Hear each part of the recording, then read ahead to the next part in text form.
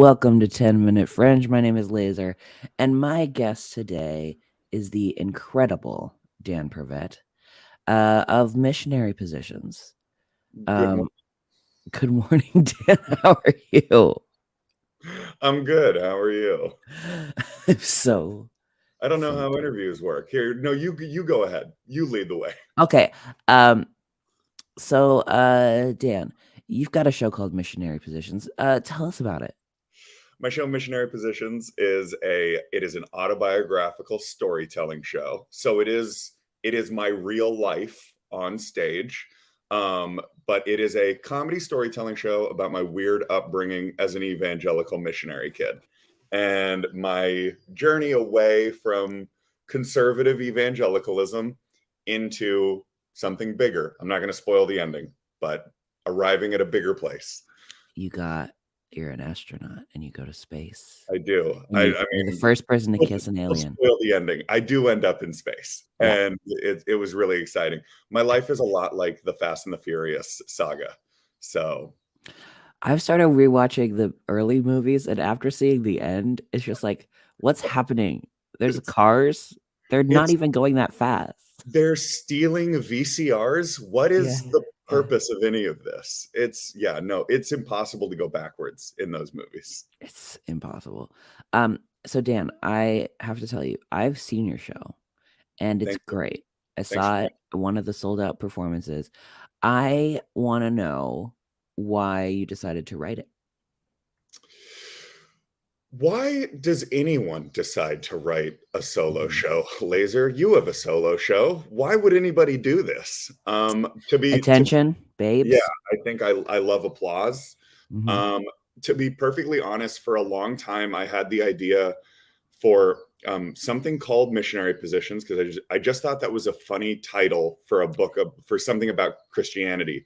But Yeah. I was thinking about it as a book for a really long time. I thought like this is the gross, honest truth. When I was pursuing acting, I was like, well, when I'm a famous actor, this will be my memoir. This will Yeah. be the book that every actor has to have a memoir now. And I was like, someday when I'm good and famous, I'll write this as a memoir. And then years went by, the fame did not come. And I sort of was like, I would really like to perform. I like performing. Performing in front of a live audience is very fun. And maybe there's a show here. So that book idea kind of started to morph a little bit and it became a show under the tutelage and guidance of my director, Jessica Lynn Johnson, who you know, I do. and kind of finding other solo performers, and I started like learning about it that way, and I was like, yeah, okay, this book, I can make this 300-page book that does not exist into a 75-minute show that does. It sure does. Sure does exist. Um, and it's so great, and it's got feelings, it's got laughs, it's very, very funny. And Thank also, you. I've never seen so many people weeping openly at a show, which was very good. It was a very good I've been so fortunate with the crowds that I've been able to have because I Mhm. think I am bracing myself for the inevitable day when the crowds are not quite that open with me, or when I have a crowd of 8 people and they are not so on board. So I've been very fortunate to have audiences that are very ready to meet me halfway. And that is helpful because an audience can decide not to, and that will be an awkward experience. Yeah, fair enough. I mean, speaking of the audiences, you're doing incredible work on Instagram, telling your story, getting people involved. Like, people should definitely follow you over there. But what is it like? Do you like self promotion, or is that are you one of the people that has to force yourself to do it?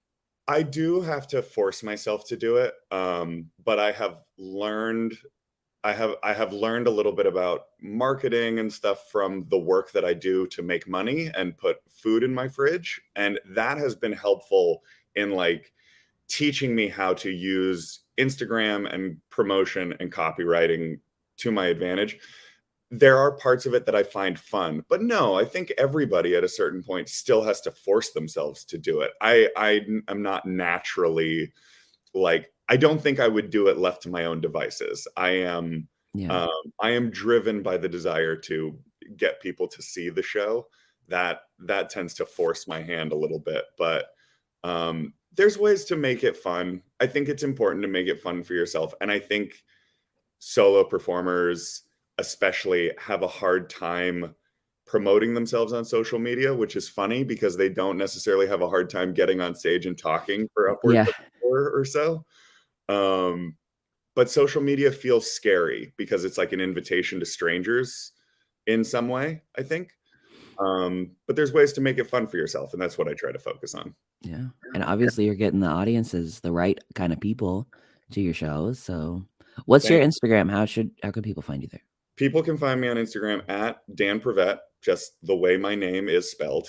I am also on Facebook, but I check that a little bit less. I'm pretty active on Instagram. I try to respond to everybody, and yeah, that's the best place to follow me. And hopefully there will be more shows. So I would love it if people would follow me there. Yeah, because you are sold out right now. Although wait lists on a Fringe show usually happens pretty well. Yes, and I will say I have been taking names down, and if people would like to see the show, it is sold out. But if people would like to see the show, if people drop out and let me know, I'm going to try to fill those spots with people who have reached out. Please come day of if you would like to, because I think we should be able to find a place for people. Amazing, amazing.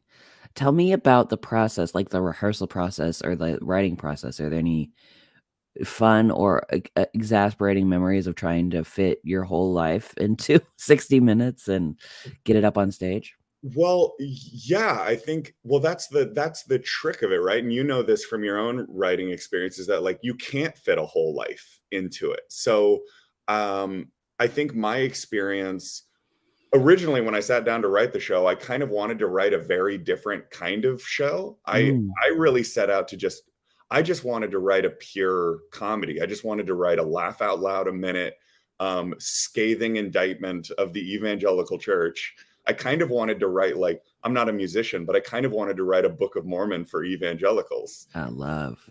And as I started writing it, I would I would start getting into like something that is very specific to evangelical culture. I would start talking about like something like altar calls or youth group or church camp or something like something really Mhm. specific. And then I would be like, okay, how do I make this relatable to an audience? Okay, I'll tell a story from my life. And telling the stories from my life started pulling the show into a more personal direction. So the show is still filled with jokes because I'm a monster, but it's a much more personal show than I originally set out to write because I think ultimately I think the show was like I think when you start writing something uh it has a tendency to like grow legs and start walking on its own and you kind of Yeah. have to let it steer itself a little bit and maybe that's the muse. I don't know, different people might call it different things, but you sort of have to accept, or I accepted, like I guess I'm just kind of a channel for a story that is asking to be told. And at times it's far more personal than I really wanted it to be because I genuinely wanted to do nothing but make people laugh. I Yeah. did not set out to make people weep openly in their seats, but that is where we ended up. Um, I hope Yeah. that doesn't scare anybody away from the show, but I mean, it's brilliant. thank It's a brilliant show. Everyone should see it and everyone should feel good about feeling things. I think so. I had this is a kind of a funny sidebar, but I had somebody who does not know me. I just ran into them at the Broadwater Plunge the other day, and they were like, "So you're doing a solo show? Is it a sad boy show?" And I was like, "Is it a sad boy show? I guess there's sad boy elements to it. Yeah, like the whole thing isn't, but I suppose it does Mm. have a lot of feelings because I think that what I had to come to terms with in writing it is that whether or not I wanted to admit it or not, my childhood and my life had produced a lot of feelings. So I was like, I guess the feelings, excuse me, I guess the feelings are what are asking to be written about. And then the Yeah. trick is just making it entertaining to an audience so that it's not just me up there for me, you know? Yeah, I mean, I think that's my vibe as well of like I really don't wanna stand on a stage without people laughing because I don't know if they're mad at me if they're not laughing. Yeah, that's right. But then, I mean, you do such a good job, and I think it's an important thing to do, not just for the message you're giving about religion, but also just like, you're a guy. We don't often open up, and it's really nice to be like, "Hey, this is how I felt. These are feelings that I'm allowed to have, even though I am a man." I appreciate you saying that. I think that I do have a certain sense of like in myself, I am a man. I am a 6'7" man. You can't tell in the screen, but I'm a giant man. Mhm. And I feel Never some noticed. responsibility as a giant man to be sort of like, hey, it's okay. Like as a big man, I have feelings too, and I have softness, and I have vulnerability, and I'm not some just like super machismo dude. Um, there is a lot of compassion and hurt and healing, and all those things are important. And I feel some senses sometimes I feel like if I can do it, I want to encourage like other men to do it as well. So not to like make Yeah. myself an ambassador for a whole branch of people, but I hope that I Yeah. can encourage other guys to do the same. Or at the very least, set an unrealistic bar, for people being in touch with themselves, and I think that's That's important too. Okay, Dan. So, the link is in the description. It is sold out, but when is your next show so people can walk up? My next show is Saturday, June 24th. It is at 3:45, a little bit of a matinee situation. Yes, please walk up, wait list. We will find ways to get you in. Oh, we'll find ways. And follow Dan on Instagram. It's a good follow. It's delightful. It makes me laugh aloud. Thank you, Laser. Having your approval is the most important thing in the world to me. Really proud of you, So kiddo. thank You're you so out much. there. You're making it happen. Thanks, Dad. Thank you, Dan, and thank you everybody so much for watching.